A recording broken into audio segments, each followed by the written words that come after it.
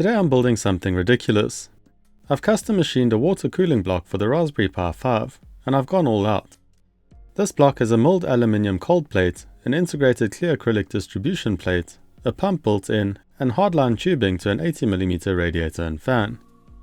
It's complete overkill, but that's the point. I built the whole block using the new Carvera Air. This desktop CNC machine is a beast, and it has really helped me expand my workshop capabilities. Makera did send me the Carvera Air to make this video, but I already had one as I was one of their early backers on Kickstarter last year, and I've been using it to make up parts for my workshop. You may have also seen it lurking in the background of some of my recent videos. I've really put it through its paces with this project though, milling aluminium and acrylic, and in a few areas that require tight tolerances. As usual, I designed the main components for this build in Fusion 360. I've built a couple of water-cooled Pi projects in the past, but they always land up being quite bulky.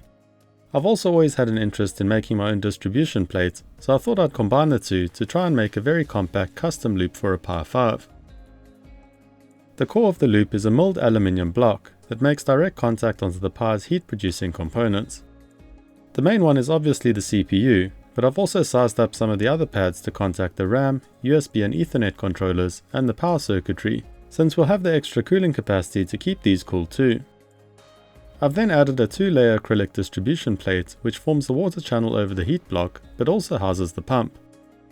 I bought a low profile pump with an acrylic top, and then I reverse engineered the cutout so that the base of the pump can be screwed directly onto my plate.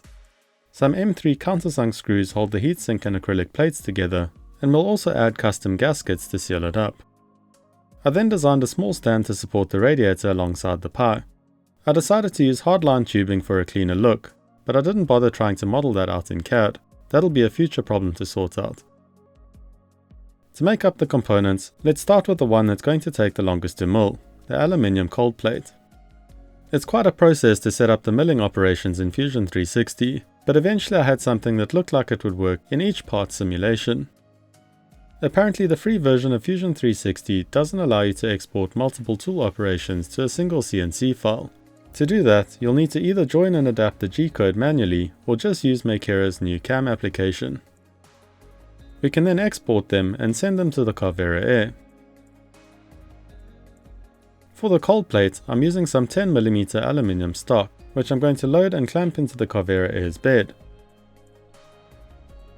The Carvera Air doesn't have an automatic tool changer, but there are some really cool 3D printable tools to help out with this. I like this tool holder that keeps the tool numbers organized and the cutting tools ready to go. First up, the Carvera Air is going to use a probe to do some auto leveling across the surface of our stock. To mill it, we've got a couple of operations to work through. First, we're going to use a 1/8 inch flat end mill to face the top of the stock to the thickness of the finished block. The Carvera Air has a dust and chip extraction system which works quite well, but it gets in the way for the video, so I've left it off for the project and I'll clean up the bed manually when it isn't cutting. Next we're going to drill the holes for the distribution plate screws and to mount it onto the Pi.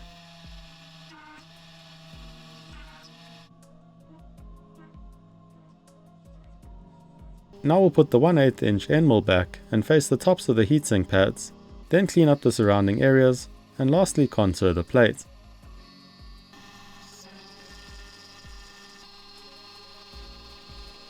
Small tabs hold the plate in place for the last cuts, so we'll need to remove those to free it up. We can then flip it over and mill the channels on the opposite side. The channels on the opposite side are also milled using the 1/8 inch end mill. And that's the plate complete. I think that came out really nicely for a desktop machine. This was my first project milling aluminium, and I'm seriously impressed with the results.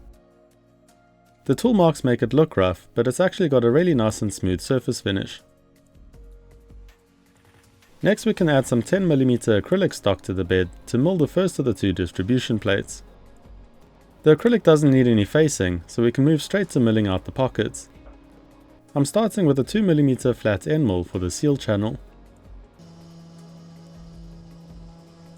We can then mill the pockets out and then finish off the contours. Like with the aluminium plate, tabs hold it in place and we'll need to remove these at the end to free it up. This plate doesn't need any milling on the other side, so we can switch over to the next piece of acrylic stock. Like with the first, we'll use a 2mm bit to mill the seal channels. We can then switch to the larger bit to bore the holes and mill out the pockets. I've also used an M4 thread milling tool to thread the 4 pump holes, which seems to have worked quite well.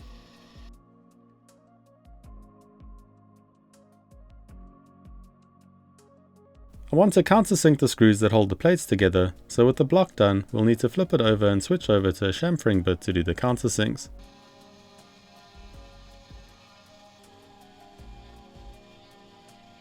To finish off the top plate, we still need to thread the inlet and outlet ports.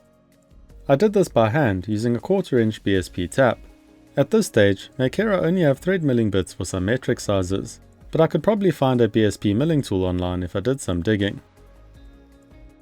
I also tapped the small M2.5 and M3 threads on the aluminium block at the same time. With that done, we're now ready to start assembling the block. First we need to make up the O-ring seals. We'll need 4 in total, 1 for the seal against the aluminium plate, 1 for the distribution channel, and 1 each for the inlet and outlet ports. I've got some 1.5mm O-ring cord, which I'll size in the groove and then cut and glue together using some super glue. Now just repeat that for the other 3. We can then put the seals into the grooves and clamp the 2 acrylic blocks together. These are held together on one side by the M3 countersunk screws and on the other side by the pump. This is a compact 12V PC water cooling pump, which I've copied some of the geometry from. So we just need to push the base and impeller into the new housing and secure it with 4 M4 screws. That's the block assembly now complete, but that's not the full loop. We still need a way to remove heat from the loop, and for that I'm going to add an 80mm aluminium radiator. I'll connect this up with 12mm hardline tubing. This should look clean and fit in well behind the pie. Although there is one small problem remaining, and that's that I've never done hardline tubing before. So I bought some tools and did some experimenting.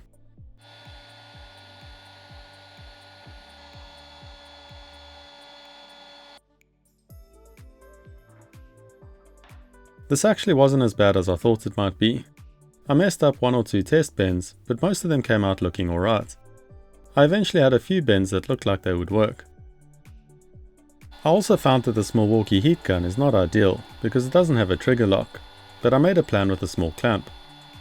I went back and forth a few times on how to add a fill port to the loop while still keeping it looking clean.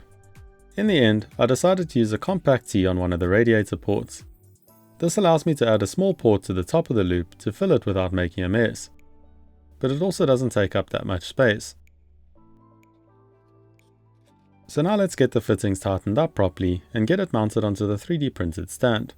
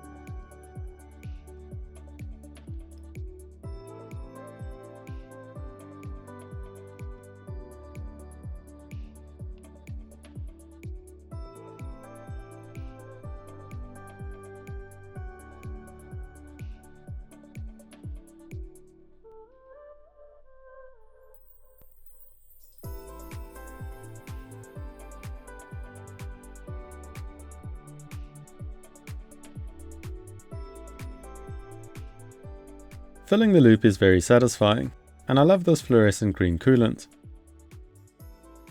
The pump and fan are powered separately through a 12V power supply, and I can adjust the voltage to speed up or slow down the fan and pump. It was a bit of a challenge to work the bubbles out of the system without a reservoir, but I really didn't want to add one to this otherwise quite compact build. Once the system had been run for a few minutes, and I was confident I didn't have any leaks, we can add the Pi. We'll use thermal paste for the contact between the Pi CPU and the block, and 1mm thermal pads on the rest. I set the rest of the heatsink faces back 0.8mm from the surface of the components. This allows room for the pads and to ensure we're still getting good contact on the CPU. The pie is then held into place on the block with 4 M2.5 screws.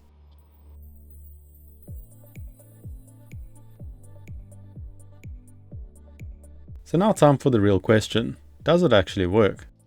With the pump and fan powered, we can boot up the pie. To test the performance of the loop, I'm going to be running CPU burn on the pie. This will fully load up the CPU cores, dumping the maximum amount of heat into the loop. I've also overclocked it to 2.8 GHz. This should produce a bit more heat than the base clock frequency of 2.4 GHz. I ran the same test on the same pie without a cooler before installing it in the loop, and this is the baseline curve.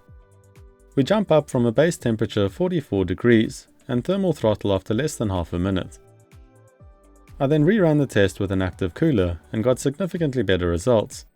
This time we started off with a base temperature of 37 degrees, and the temperature reached equilibrium at about 68 degrees after 5 minutes, which is where it stayed for the remainder of the test. So now how does this cooling loop stack up? Our starting temperature has now dropped to just 24 degrees, which is only 3 degrees above ambient. So that's already 13 degrees less than with the active cooler. The temperature then spikes to just over 30 degrees quite quickly, and then gradually climbs for about 2 minutes to reach an equilibrium of 32 degrees. This is 5 degrees lower than the active cooler managed at idle, and a full 36 degrees lower at full load. So the loop does its job really well. This is the best result I've got from a water-cooled pie project. I think this is due to the large aluminium block that makes direct contact with the CPU's heat spreader. We can actually reduce the supply voltage to the pump and fan so that they run a bit quieter too. This reduces the flow through the loop, but there's so much additional headroom with this setup that it doesn't make much difference to the thermals. This was obviously a totally over-the-top project, but that's what made it fun. I really enjoyed trying out my first distribution plate build and hardline tubing. The Carvera Air nailed the precision work in both aluminium and acrylic, and honestly it gives me a ton of confidence for small builds going forward. If you'd like to try a project like this yourself, check out the Carvera Air on Makeera's website, which I'll leave a link to in the video description. And if you like this type of content, projects using CNC or 3D printing, and pushing SBCs and mini computers to their limits, make sure to like the video and subscribe to my channel. Also leave a comment down below on what you'd like to see me try water cool or build with the Carvera Air next.